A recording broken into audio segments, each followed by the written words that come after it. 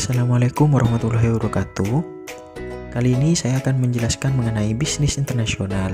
Mulai dari apa sih bisnis internasional itu, apa sih tujuan dari bisnis internasional itu, serta apa saja yang ada di dalam bisnis internasional itu.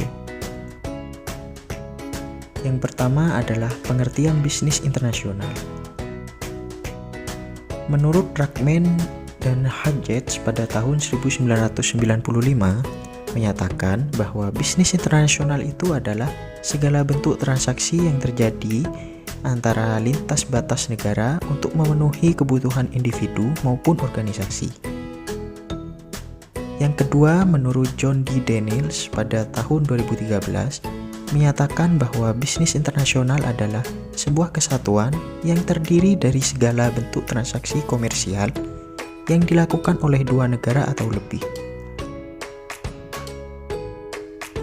Dengan kata lain, dapat ditarik kesimpulan bahwa bisnis internasional adalah aktivitas bisnis yang melibatkan antara dua negara atau lebih, baik milik pemerintah maupun swasta.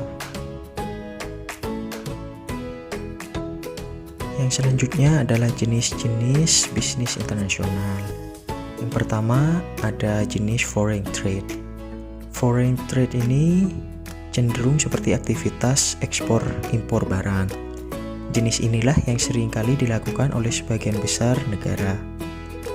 Dalam kegiatan ekspor-impor, objek barang yang diperjualbelikan adalah dalam bentuk komoditas atau physical goods, yaitu barang yang wujudnya kelihatan.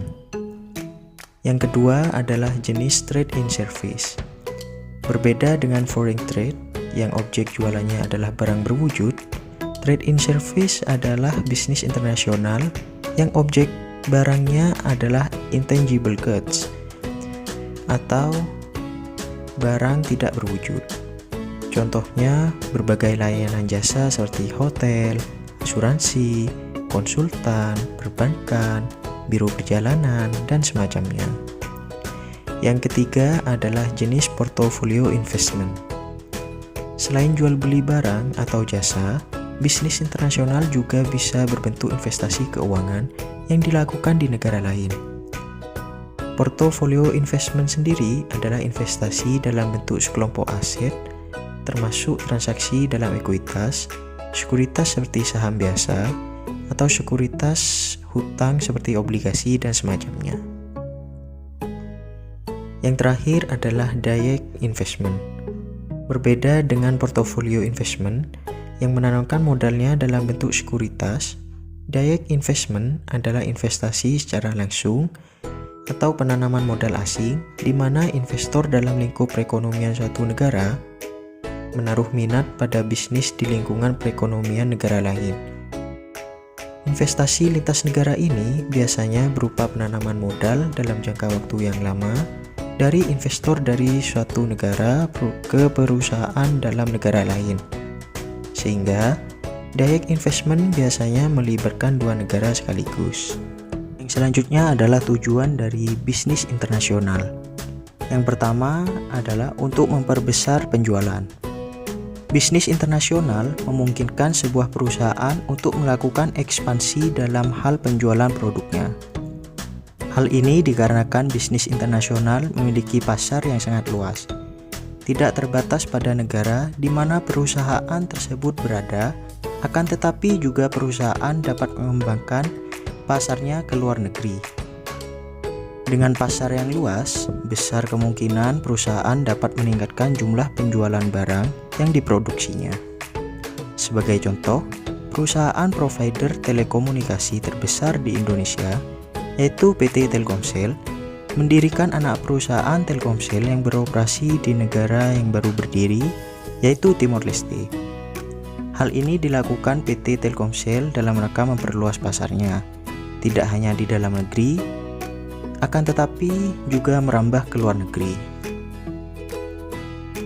Yang kedua, untuk mengakuisisi sumber daya. Saat ini, sebuah perusahaan yang memiliki akses terhadap sumber daya yang dibutuhkan atau perusahaan yang memiliki akses lebih baik terhadap faktor-faktor produksi seperti money, material, method, maka dapat dipastikan perusahaan tersebut akan memenangkan persaingan. Sebagai contoh, saat ini banyak sekali perusahaan-perusahaan multinasional sedang melakukan investasi besar-besaran di negara Vietnam dengan cara membuka pabrik di Vietnam. Hal ini terjadi karena Vietnam dianggap sebagai negara yang dapat menyediakan sumber daya manusia yang banyak, terampil, dan berharga murah. Yang terakhir adalah untuk mendiversifikasikan sumber-sumber penjualan dan penawaran. Bisnis internasional dapat membuat perusahaan menjadi lebih kreatif dan inovatif untuk menambah sumber penjualan dan penawaran yang dilakukannya. Dengan pangsa pasar yang semakin luas dan jumlah konsumen yang semakin meningkat, maka perusahaan dituntut untuk dapat memenuhi harapan konsumen akan produk yang dijual. Karena keinginan konsumen yang tidak terbatas, maka perusahaan harus mampu berinovasi sesering mungkin dengan tujuan memenangkan persaingan dengan para pesaingnya. Selanjutnya adalah faktor-faktor yang mempengaruhi bisnis internasional. Terdapat 4 faktor yang mempengaruhi bisnis internasional. Yang pertama adalah peningkatan yang pesat dalam teknologi dan ekspansinya, sehingga transportasi menjadi lebih cepat dan sistem komunikasi yang memungkinkan untuk melakukan sesuatu dari jarak jauh. Yang kedua adalah liberalisasi dalam kebijakan pemerintah sehubungan dengan pergerakan perdagangan dan sumber daya lintas negara. Yang ketiga adalah pengembangan lembaga yang diperlukan untuk mendukung dan memfasilitasi perdagangan internasional. Lembaga-lembaga ini dibentuk oleh kalangan bisnis dan pemerintah sehingga keberadaan lembaga ini mengurangi risiko perusahaan. Yang keempat adalah peningkatan dalam kompetisi global, di mana persaingan bisnis tidak saja hanya antara perusahaan-perusahaan dalam suatu negara, akan tetapi juga persaingan itu diikuti oleh perusahaan-perusahaan lain yang ada dalam satu regional atau kawasan bahkan antar benua. Selanjutnya adalah kegiatan yang ada di dalam bisnis internasional. Apa saja sih kegiatan yang ada di dalam bisnis internasional ini? Yang pertama ada ekspor, yaitu menjual produk-produk yang dibuat di dalam negeri untuk dijual kembali ke negara-negara lain. Kegiatan ekspor ini dapat dikategorikan menjadi ekspor insidentil, yaitu terjadi karena adanya kedatangan orang asing di dalam negeri.